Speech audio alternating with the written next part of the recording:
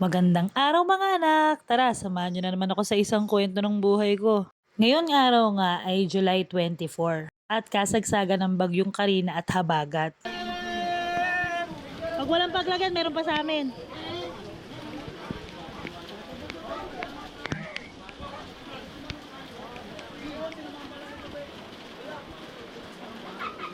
Kung napapansin nyo, lumalaki na talaga yung ilog at nagkakaroon na nga yung mga bahay namin ng baha. Actually, medyo tanghali na nga niya na nakapag-video ako.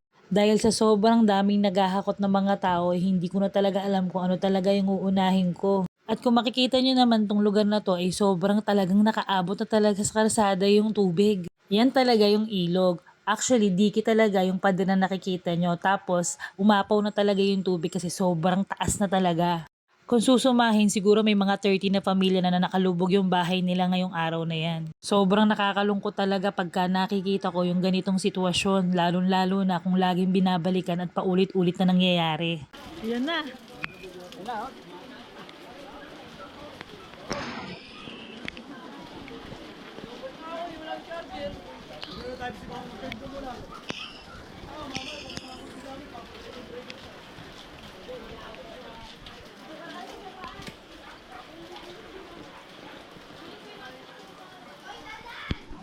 Hoy, bata, huwag ka na dyan, anak.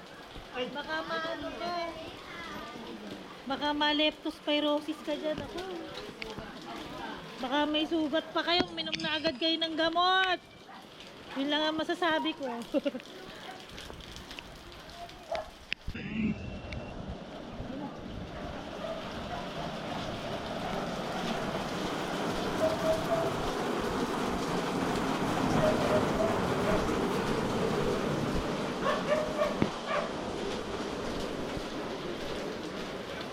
Ganda, ang ganda na ngayon nila.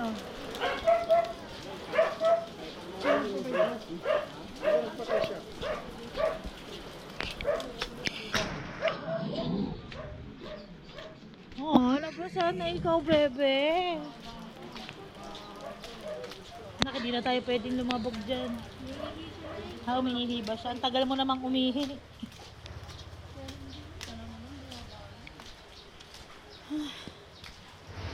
Oh, yan. Pero hindi na tayo pwede doon kasi ano na.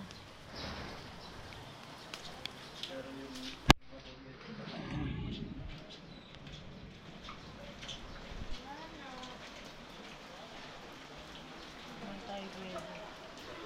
Halika na. Kung napapansin nyo, ay mga nakaupo at nakatayo na lang yung mga tao, ibig sabihin, nagiintay na lang sila kung gaano palalaki yung mga tubig. Dahil sa mga panahon na yan, sigurado ako ay naiangat nila sa second floor na yung mga gamit nila. Ninyo mga anak, dito kami sa Marikina Nangka, pero ito ang nagiging lagay namin tuwing sasapit naman yung mga bagyo. Pero in fairness naman sa local government, sa sobrang lakas at dami ng tubig na binigay ni Karina dito sa Marikina, thankful pa rin kami kasi hindi ragasaan tubig at hindi masyadong tumaas. Dahil sa pinalalim na ilog at pinagandang dike namin. Alam ko late upload na tong video na to pero alam ko rin na marami pang naglilinis at marami pang nasa school dahil nga baha pa rin sila at marami pa rin putik yung mga bahay nila. Lalong-lalo na yung mas mababa pa yung lugar sa amin. Kaya mga anak, mag-ingat po tayong lahat lalong-lalo na sa leptospirosis. Uminom po tayo ng dapat na gamot para po dyan. At kung meron naman tayong preventive po na magagawa katulad ng pagsusuot ng bota ay magsuot na po tayo. At kung hindi naman may iwasan na lumubog na walang bota, siguraduhin maglinis agad ng paa at sabunin agad ito ng maayos. Mas maganda na rin kasi na nag-iingat po tayong lahat. Lalong-lalo na sa mga ganitong sakuna at ganitong mga kalamidad. At syempre maraming salamat po sa mga tumutulong sa kapwa nila.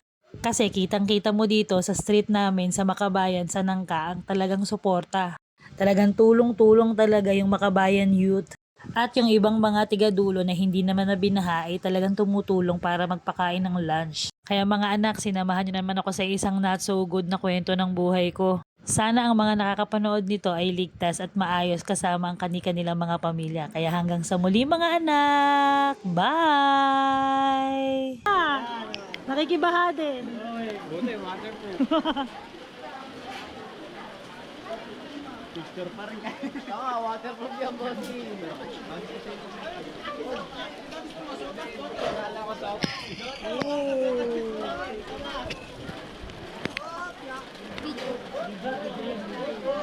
Hoy ka, hi, hi.